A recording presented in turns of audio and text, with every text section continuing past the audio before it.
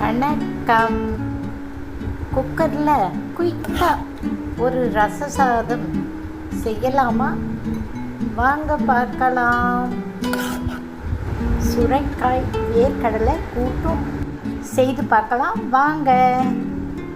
வணக்கம், தனா செல்வி. இன்று ஒரு டிஃப்ரெண்ட்டாக திடீர் ரச சாதம் எப்படி செய்யலான்னு பார்க்கலாமா? வாங்க பார்க்கலாம். ரசம் சாதம் செய்யறதுக்கு நான் பாருங்கள் ஒரு 3/4 கப்பு அரிசி எடுத்து வச்சுருக்கேன். ஒரு 1/4 கப்பை விட கம்மியாக துவரம் பருப்பு எடுத்து வச்சுருக்கேன். அப்புறம் நம்ம மிக்சியில் அரைக்கிறதுக்காக 2 மிளகு ஒரு 1/2 ஸ்பூன், சீரகம் 1/2 ஸ்பூன். ஏன்னா நான் கொஞ்சமாக தான் செய்கிறேன். இந்த கொத்தமல்லி காம்பு இருக்குது இல்லைங்களா, அது இருந்தால் எடுத்து வச்சுக்கோங்க. பூண்டு இதை போட்டு நான் மிக்சியில் நரன்னு அரைச்சிடுவேன். அப்புறம் தக்காளியும் அதிலேயே போட்டு அரைச்சிடுவேன். பாதி தக்காளி அரைச்சிடுவேன். அப்புறம் நம்ம எப்படி புளி தண்ணி எடுத்து வச்சுருக்கேன். எப்படி செய்யலான்னு இது பாருங்க. குக்கரில் கொஞ்சம் எண்ணெய் ஊற்றிருக்கேன். அதில் 1 மிளகாய், சீரகம், கடுகு, கொஞ்சம் வெந்தயம் எல்லாம் போட்டிருக்கேன். பொரியட்டும். கொத்தமல்லி, கறிவேப்பிலை, தக்காளி எல்லாத்தையும் போட்டு நல்லா வதக்கிட்டு இருக்கலாம். ரொம்ப ஈஸி பாருங்க. ரொம்ப வாசனையான ரச சாதம். நல்லா குழைய பாருங்க.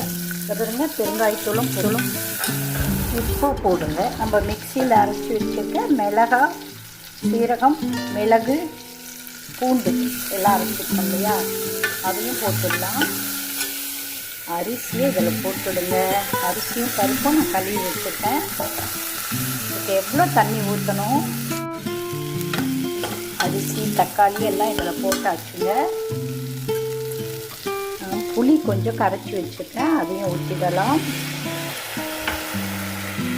நான் இப்போ 1 கப்பு இருக்குது இல்லைங்களா, 3/4 கப்பு அரிசி, 1/4 கப்பு பருப்பு போட்டேன் இல்லைங்களா, அதுக்கு நான் 5 கப் அளவு 6 கப்பும் ஊற்றலாம். நல்லா அது வெந்து அப்படியே கூழாட்டம் நல்லா இருக்கும். அப்படி பயங்கர டேஸ்ட்டாக இருக்கும். நீங்கள் செய்து பாருங்கள். இனி அடிக்கடி சிக்கன் வறுத்துட்டு இந்த ரச சாதம் தான் அடிக்கடி பண்ணுவோம். எல்லோரும் குட்டீஸும் பிடிக்கும். தனி ரச சாதம்னா சாப்பிட மாட்டாங்கல்ல. தனியாக ஊற்றுனீங்கன்னா இப்படி கொடுத்து பாருங்களேன், எப்படி இருக்கு அப்புறமா சொல்லுங்கள் செய்து பார்த்துட்டு. குக்கர் மூடி வெயிட் போட்டு ஒரு 6-7 விசில் விட்டேன். இப்போ எல்லாம் போயிடுச்சு. திறந்து பார்க்கலாமா? எங்கே இந்த பாருங்க எப்படி இருக்குல்ல. அப்படியே வாசனை கம்மன்னு இதுங்க. நீங்கள் இன்னும் குழைய வேணும்னாலும் இன்னும் 2 விசில் விட்டுட்டுங்க. எனக்கு சரியாக இருக்கும். இது நல்லா இருக்கு, உண்மையிலேயே நல்லா இருக்கு. கப்பில் போட்டு காமிக்கிறேன். இதுவரை குக்கரில் இவ்வளோ சுவையான ரச சாதம் செய்திருக்கீங்களா? எப்படி இருக்கு பாருங்க. சாப்பிட தோணுது. டேஸ்டியான ரசம் சாதம் ரெடி ஆயிடுது. அப்படியே கம வாசனையோடு சாப்பிடலாம் வாங்க. ரொம்ப நல்லா இருக்கு. இது பாருங்க, சொரக்காய் வேர்க்கடலை போட்டு ஒரு கூட்டு பண்ணியிருக்கேன். ஆனால் இன்னும் நிறைய நம்ம வேறு சைட் டிஷ்ஷெல்லாம் பண்ணி சாப்பிட்லாம். இந்த சொரக்காய் வேர்க்கடலை கூட்டு எப்படி பண்ணியிருக்கேன்னு நான் போடுறேன் முழு விபரம். சுரக்காய் வேர்க்கடலை கூட்டு ஒரு டிஃப்ரெண்ட்டான டேஸ்ட்டில் ஒரு கூட்டு. சொரக்காய் எடுத்து வச்சுருக்கேன். வேர்க்கடலை வறுத்து வச்சுருக்கு. 2 காஞ்ச மிளகாய், சின்னதாக இருந்தால் 3 போட்டுக்கோங்க. இதை கொறுப்பாக நரன்னு கொஞ்சம் தூள் பண்ணிக்கலாம். ஒரு வெங்காயம், ஒரு தக்காளி, கொத்தமல்லி, கறிவேப்பிலை, இஞ்சி பூண்டு பேஸ்ட் எடுத்து வைப்பேன். எப்படி செய்யலான்னு பார்க்கலாம் வாங்க. ஒரு குக்கரில் எண்ணெய் ஊற்றி வச்சுருக்கேன். கொஞ்சம் எண்ணெய், ஒரு 3 ஸ்பூன் 4 ஸ்பூன் எண்ணெய். இதில் இந்த சுரக்காய் போட்டு தாளிக்கிறதுக்காக கொஞ்சம் உளுந்தம்பருப்பு, கடுகு, இஞ்சி பூண்டு பேஸ்ட் போட்டிருக்கேன், கொஞ்சம் பூண்டு தனியாக போட்டிருக்கேன். வெங்காயம்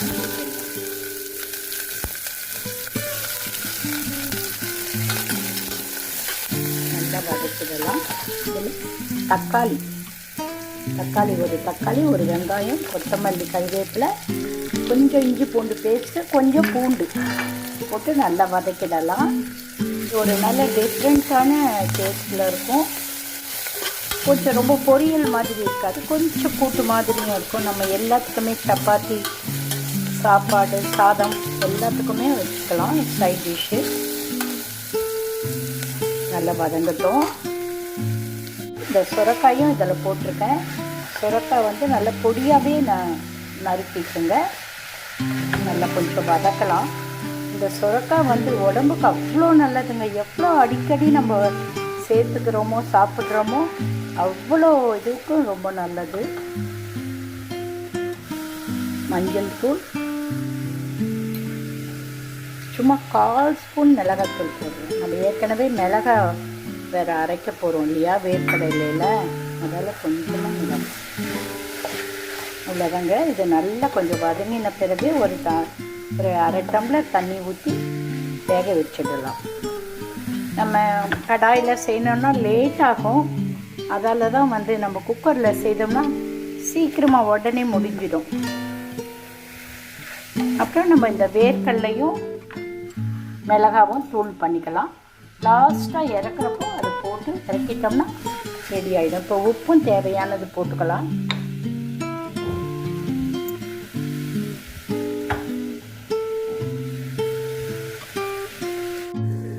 நான் ஒரு 2 விசில் எடுத்தாச்சுங்க. எப்படி இருக்கு பாருங்கள்.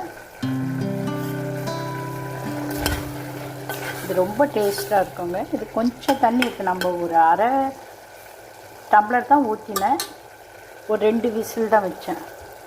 வச்சு இப்போ பாருங்கள், நம்ம வேர்க்கடலையும் காஞ்ச மிளகாயும் தூள் பண்ணியிருக்கேன். நரன்னு தூள் பண்ணியிருக்கு. அதை போட்டிங்கன்னா கொஞ்சம் திக்காயிடும். பாருங்கள், ஒரு 5 மினிட்ஸில் எனக்கு ரெடி ஆகிடுதுங்க. ரொம்ப டேஸ்டியாக இருக்கும். செய்து பாருங்களேன். வேர்க்கடலை போட்ட உடனே எவ்வளோ திக்காயிடுது பார்த்தீங்களா. இது சப்பாத்தி, தோசை, நம்ம சாதம், நான் செய்ய போகிறேன் உடனடி ரசம் சாதத்துக்கு மேட்சான பொரியல் இது.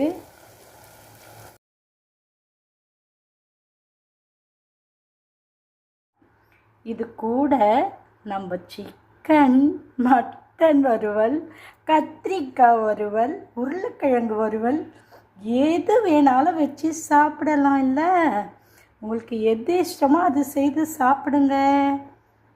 ரொம்ப நல்லாயிருக்கும். சாப்பிட்டு பார்த்துட்டு எனக்கு சொல்லுங்க.